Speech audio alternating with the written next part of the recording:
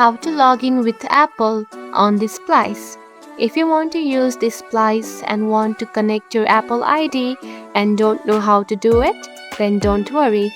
In today's video, I'm going to show you how to do it, so let's get started. First of all, open your web browser that you use, just like this. After opening it, add Splice on the search bar, just like this, and search for it and tap on it right here. After that, you will see something like this after opening that link. Now to log in, simply tap on to log in right here. Tap on it.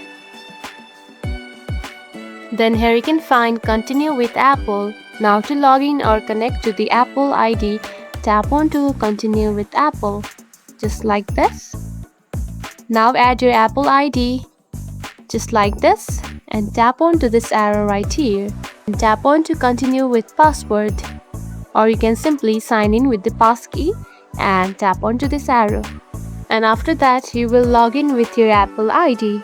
And that's it. This is how you can log in with your Apple ID on this Splice.